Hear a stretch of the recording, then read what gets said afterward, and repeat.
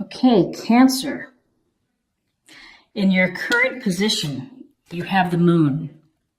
And in this illustration, you can get a sense that the dog and the wolf are baying at the moon. And the little crawfish is crawling out of the water. And here are the two towers in the path. When we see the moon in the reading, there's a sense of anxiety, perhaps, or of some type of fear, of uncertainty. Because sometimes the moon can be deceptive. We think we're seeing something, but we're really not. So where you are right now is you might be feeling uncertain about a situation within your life. Maybe it's your love life. Maybe it's your career.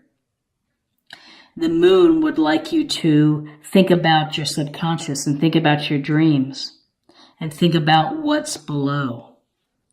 Really get to the heart of the matter.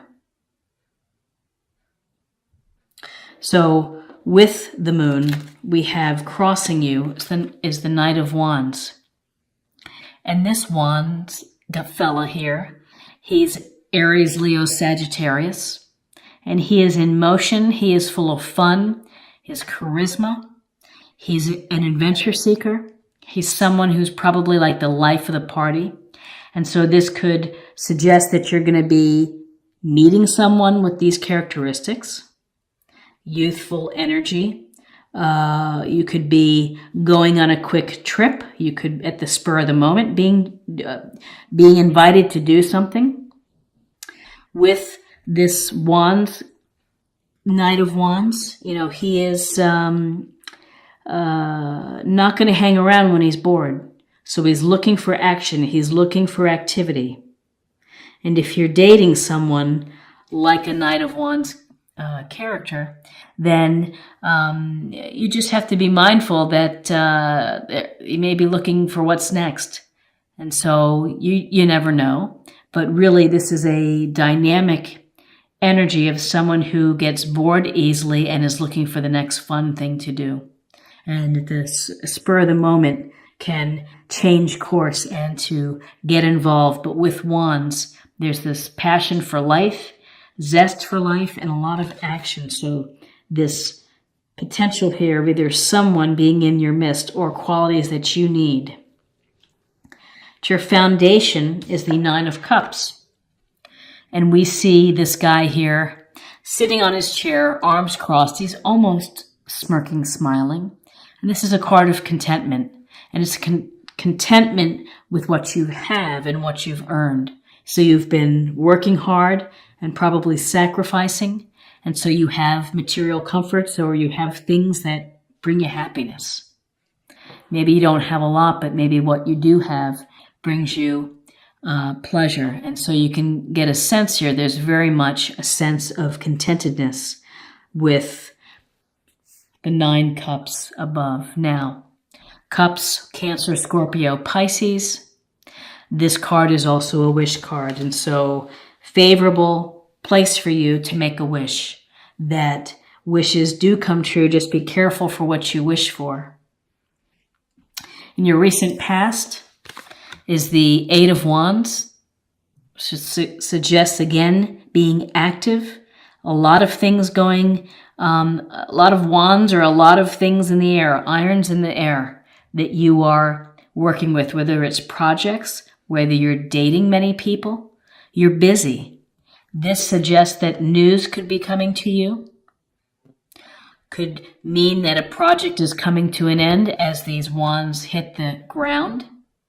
Or maybe a project is beginning as they're being hurtled upwards. So it really depends on your personal situation. Can signal news, communication coming through, being very active, the beginning and ending of projects. You could be, this could be bringing news of maybe of communication with a partner, talking to a partner, learning about someone, maybe learning more information about the Knight of Wands. Maybe this fear underneath the Knight of Wands is you're just a little have trepidation about someone like this who can be charming, dynamic, sexual, fun. But is this a long-term kind of relationship? And it's so interesting because what's crowning you is the Lovers card. Gemini, and we see our lovers here wide open, facing each other. There's a sense of trust. There's a deep connection. There's desire. Now, whether this is romantic for you, whether you're single and hoping to meet someone, between the Nine of Cups and the Lovers here, your wish may come true in November. There could be some news relating to people or dating. And with this, it typically involves a decision. You know, am I going to pursue this relationship? Are we going to move forward and make it more serious? Are we going to be exclusive? Are we going to go our separate ways? There's often a compelling decision to be made with the Lovers card. This Lovers card could also go towards a very close and deep friendship and emotional connection. But in terms here of this, it looks like it's a love connection. And again, in your near future is the Sun, one of the most powerful and positive cards in tarot. And we see the little child is riding the white horse, has the red cape. Cape represents creativity, passion, inspiration. The Sun brings radiance and joy and energy, the energy to do things, to live life to its fullest, to let your light shine, and to let others see who you really are. You know, in order to have a relationship that's meaningful and deep, you really have to you have to allow yourself to be vulnerable. And so this Sun is about good health and abundance and success and all the good things, you know, having your time in the sun, even soaking up the rays. So it's just feel good, carefree feeling. And often that can be associated with meeting someone and falling in love or falling in whatever, the beginnings of love, of lust, of infatuation, of desire. And where you are now is that you're thinking a lot of love. We have the Two of Cups. And again, the Two of Cups is this potential of a very strong soulmate connection, a deep emotional bond that you make where you are equal partners and where you have great fun with each other and you respect each other. And this can lead to a transformative relationship, something to benefit you for life. So in November, keep your eyes open. Look for messages. Don't pass up any social opportunities if you're single and you're hoping to meet someone. If you're in a relationship, you're in a position where it can either go, it's going to go very favorably, and you can move forward. And there's some news here coming to you, or some very clear communication of messages that you're getting, even though you may have felt a little uncertain and a little unclear with the Moon card. You know, with this Sun kind of is very powerful within this reading. In between the Lovers and the Cups, again, water, emotional, Cancer, Scorpio, Pisces. In your environment, King of Pentacles, which is some grounded, practical, common sense energy, Taurus, Virgo, Capricorn.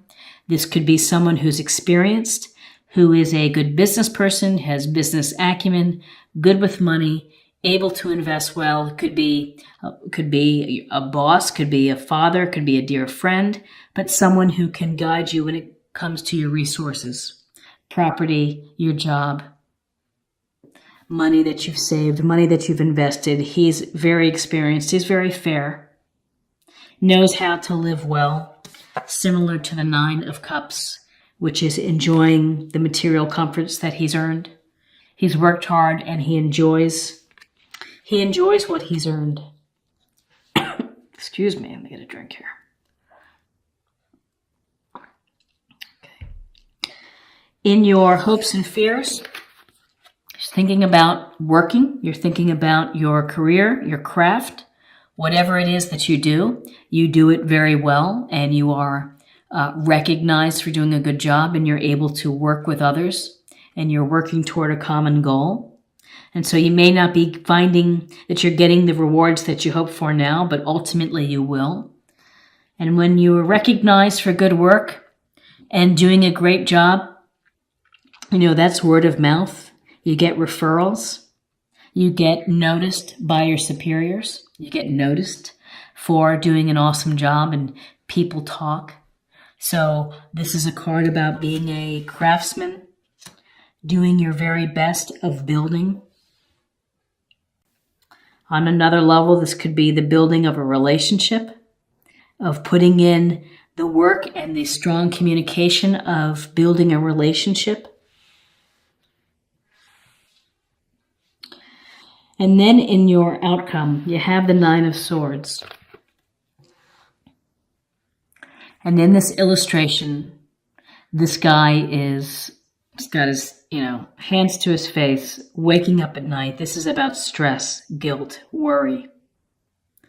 Really feeling troubled by something. Something is going to trouble you enough that it keeps you up at night.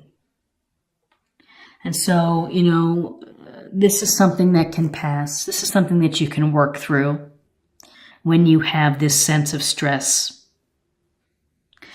And, maybe it's a risk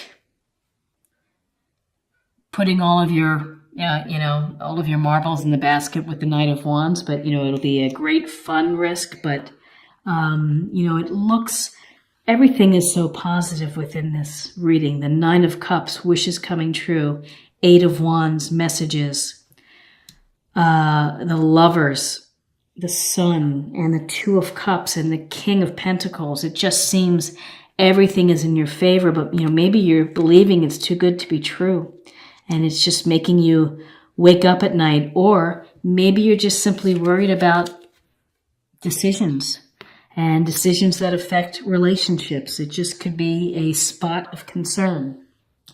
Because between the Two of Cups, the Sun, and the Lovers here, and the Nine of Cups, it's just fabulous. So, what I don't see within your reading, we just see the swords here. We see cups here. We see all suits represented, and we see some majors too, major arcana.